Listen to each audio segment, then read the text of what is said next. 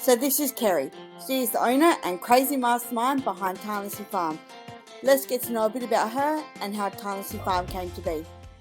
Who are you? Who am I? Wow. Who am I? I'm a mum. I'm a mum to 3 beautiful children that I'm very proud of. I am a very self-aware and loving partner, friend, sister, daughter. I guess, yeah, that's me. And business owner. Nice.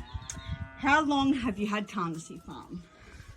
So I bought the property in 2011 with my then husband and bought the property with the plan to build the farm and spent the first nearly 7-8 years building fences by hand.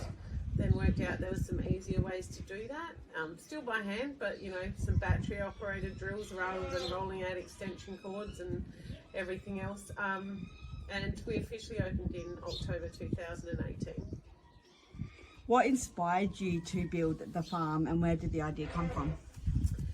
So we have, there's another farm, Nanu Farm down at High Marsh Island, which I visited with my children, and they loved it, and I could see the positive effects that the interactions with the animals had on the kids, not only mine but the other children that were there. And I thought, this is super cool, but there's probably some design things that I would do differently, and that's not to say that they were incorrect. I just saw options to make things safer, to make the parents rest, I guess, a little more easy over their holidays and allow them to relax as opposed to running around after their kids the whole weekend. So that was the whole idea behind the layout and not having vehicle access in the main area of the farm. Cool. What motivates you to keep the farm going? Oh my God. So it's, just one thing really. It's when I'm sitting on the deck on a summer night at home, or I'm just, wandering around the property, checking on the animals when it's hot, or just, and through all of that, the belly laughs, the absolute laughter coming from the kids staying on the property, and hearing their squeals when they interact with the animals, it just, every single time I hear it, it's just music to my ears.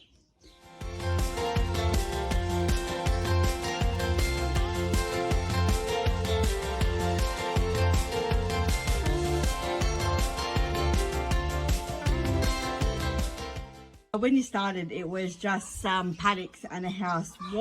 How did the cabins come into the picture, and what was involved in getting them here? Yeah, so I originally planned to have the animal enclosures up and running, and then build one cabin, and once that was sort of getting some bookings and getting some traction, building another cabin. I didn't have a lot of financial I guess groundwork behind me, and then I had an offer from a family member who had some cabins in the Roxby Downs Caravan Park. He asked if I wanted them here, and they were moved here over a 6-month period, which was super exciting. It stopped the town of Kadina every time the truck came through. And then we started to put in place the infrastructure to surround them. So there was new stovey poles. Originally we were told we couldn't have power for them because the infrastructure in Kadina didn't support it. It's not what you know, it's who you know and who you talk to and make those connections with. So that allowed us to get the power in place, and then of course the water and plumbing infrastructure to support the cabins as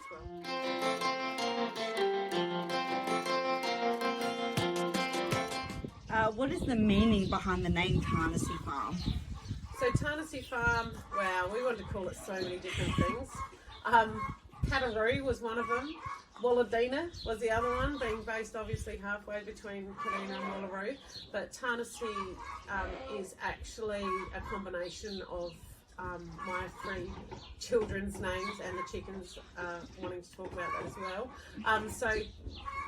Taryn, Shanae and Casey is the names of my 3 children, so we've combined them all together as I guess the whole driving force behind starting the farm was to leave a legacy for my children.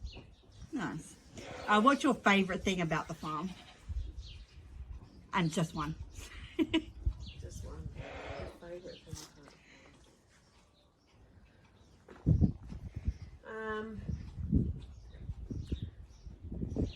I would just have to say the atmosphere. Like, we are so inclusive.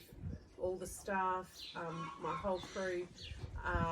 You know, we just want everyone to create amazing memories here, and that would be the one thing. What is the hardest or least favourite thing about owning the farm?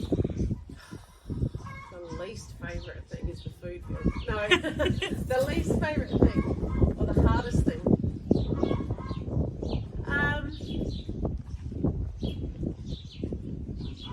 I think the hardest thing has been COVID hitting. And obviously being a reasonably new business, the hardest thing for us right at the moment is branding. So we're trying to get our name out there. That's probably the biggest hurdle we sort of face at the moment, and we're really in a growth stage, so we're really looking to expand on that. Nice. What are your hopes for the future of Tarnasey Farm? Oh my God, I've got so much to do. So I would really, really, really love to get our occupancy rates up, and that will in turn allow us to make all the changes into the back play area that we want to do. We want to do a water play area. We want to do the bike tracks. We're currently planting trees. We've got so many ideas to put out there. It's really just sort of been put on a hold, obviously, because of the COVID impact, and we just need to get some traction back into that area and keep making new improvements. We'd really love to build new animal enclosures that are a bit more user-friendly. We never quite envisaged that we'd have this many people in here at one time, and sometimes we have up to 60 for a farm tour, so you know, sort of underestimated that, so we'd like to make some more spacious room for the animal area. Nice. And lastly, who's your favourite animal? Oh wow, people ask me that all the time.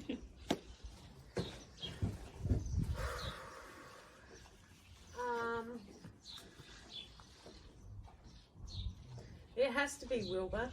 My God, I said no to having him for about 6 weeks, I reckon. He's just funny. Like, he endlessly brings smiles to people's faces. He's got such a lot of character around him. And very close behind that would have to be Big Boy. He's pretty close to my heart.